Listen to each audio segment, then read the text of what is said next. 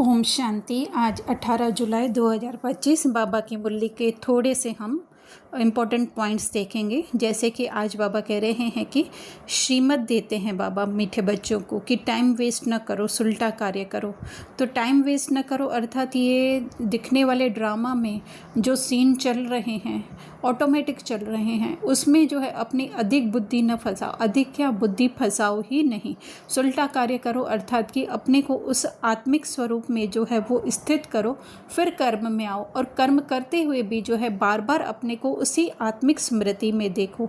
तो वो है सुलटा कार्य करना। फिर बाबा जो है सवेरे सवेरे उठ करके बाबा को याद करने के लिए कह रहे हैं। तो वो सवेरे सवेरे अमृत वेला भी हो सकता है, लेकिन किसी कारणवश अगर अमृत वेला मिस भी हो जाता है तो लेकिन जब भी हम उठें तो उस समय जो है बाबा को अर्थात अपने उस सत्य स्वरूप को, बाबा के सत्य स्वरूप को, बाबा की हायर कॉन्शियसनेस को हम याद करने का, क्योंकि उस समय जो है बुद्धि यहाँ हम कहें आत्मा जो है अपने उस सत्य स्वरूप में अधिक स्थित होती है। क्योंकि नींद की अवस्था वो अवस्था होती है जब जो है वो मन या कहें आत्मा जो है अपने रियल स्वरूप में रहती है।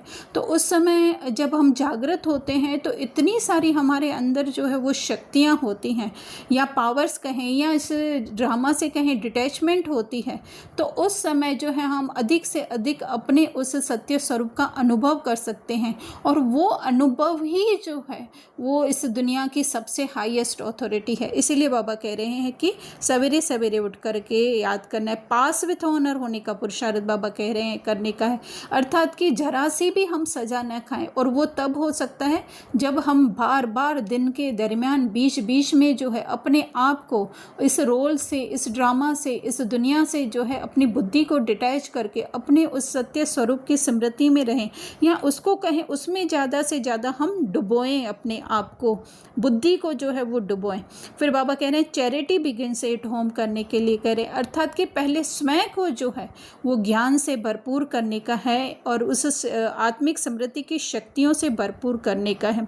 बेहद का वैरागी बनने के लिए कह रहे हैं, अर्थात कि ये कुछ भी हमारा नहीं है, वो तो हम मुँह से कहने मात्र कहते हैं, लेकिन फिर भी जो है वो पूरी की पूरी डिटैचमेंट, ऐसे नहीं कि उसको छोड़ देने का है हमको। सब कुछ साधन, घर, गाड़ी, बिजनेस, सब कुछ करते हुए भी जो है वो उससे डिटैच रहना है कि वो जस्ट मैं रोल प्ले करने वाली हूँ, बाकी मेरी आत्मा तो जो है वो सदैव ही संपूर्ण है, उसमें कोई भी कुछ ऐड नहीं कर सकता है, कोई कुछ सब्ट्रैक्ट नहीं कर सकता है।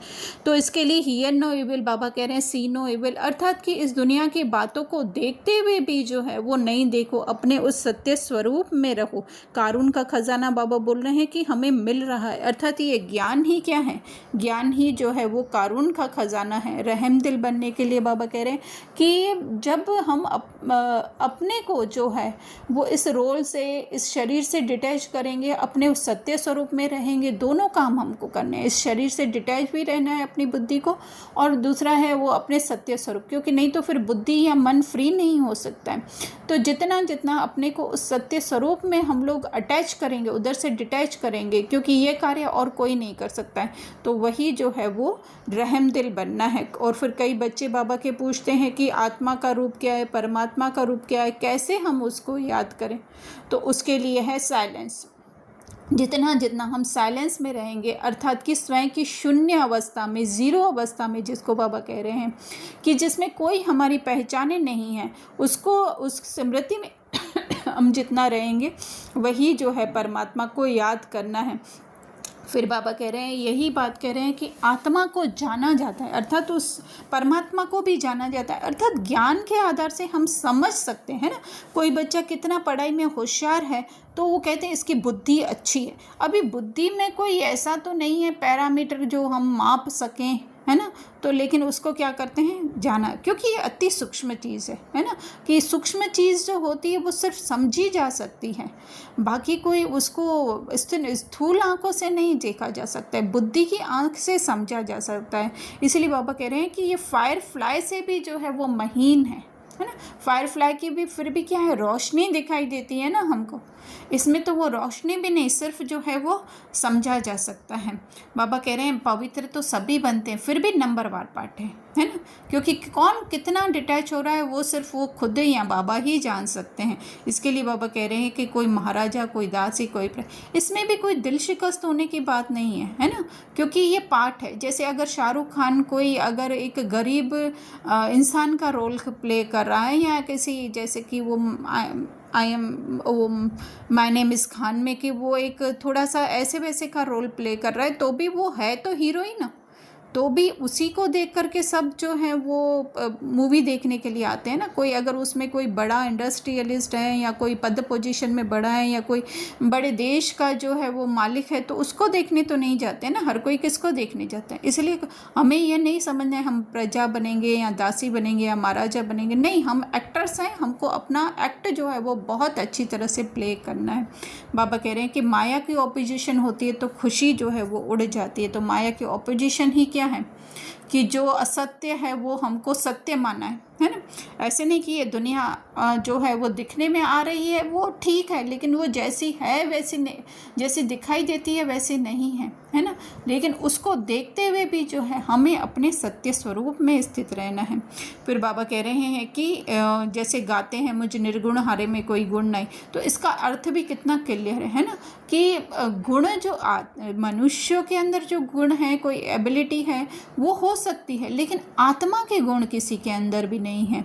तो इसका अर्थ जो है वो कितना क्लियर है ना, क्योंकि रोल में जो भी मिला हुआ है वो तो जो है वो ड्रामा अनुसार है, वो तो आगे पीछे ऊपर नीचे हो सकता है हर एक के अंदर, लेकिन आत्मिक गुण जो है वो सभी के अंदर जो है वो एक जैसे होते हैं।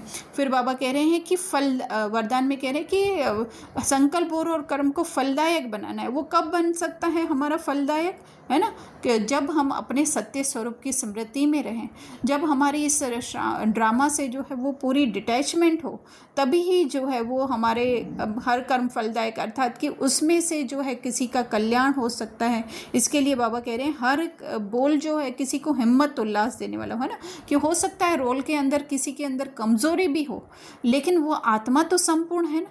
जब हम उसको उस दृष्टि से देखते हैं तो उसके अंदर जो है वो हिम्मत उल्लास हो जाता है, जिसको ही बाबा कह रहे हैं प्रभावशाली हो, है ना, कि वो अपना प्रभाव डाले। जब हम अपने सत्य स्वरूप में स्थित रहेंगे, औरों को उसके सत्य स्वरूप में देखेंगे, तो वही जो है वो प्रभावशाली बनना है। फिर स्लोगन बाबा दे रहे हैं कि ऐसी शुभ चिंतक मणि बनना है जिससे कि विश्व को रोशनी करते रहें, है ना, कि हम जब अपने उस सत्य स्वरूप में स्थित होंगे, हम जो है वो हमारे सत्य ज्ञान के आधार से जो है हमें अपनी शक्तियों गुणों का पता होगा, तो ही जो है हम औरों को भी उसी अनुसार देख सकेंगे। फिर अव्यक्त इशारे में बाबा हमें कह रहे हैं शीतलता की शक्ति को धारण करने के लिए कि शीतल बनो और धैर्यवत बनो, है ना। लेकिन जितना हम रोल के प्रति हमारे संकल्प चलाएंगे, शरीर के प्रति या इस दिखने वाली दुनिया के प्रति, तो ये तो बहुत बड़ा विस्तार है, तो हमारे संकल्प कम हो ही नहीं सकते हैं। कभी क्या चीज़ आ जाएगी, कभी कौन सी बात आ जाएगी, कभी कौन सी परिस्थिति आ जाएगी। तो शीतलता का गुण धारण करने के लिए जो है अपने अंदर चले जाओ, अंतर्मुखता में चले जाओ, नहीं तो है वो बाहर का देखेंगे तो उसकी स्पीड जो है वो बहुत ही फास्ट होगी, और हम क्या क्योंकि क्वेश्चन में आते ही रहेंगे। तो इस व्यर्थ की गति को, अर्थात इस रोल या इस दिखने वाली दुनिया या ड्रामा के प्रति जो है अपने जितने संकल्प कम चलेंगे, उतने ही हम शीतल बनते जाएंगे और हमारे संकल्पों में शक्ति बढ़ती जाएगी।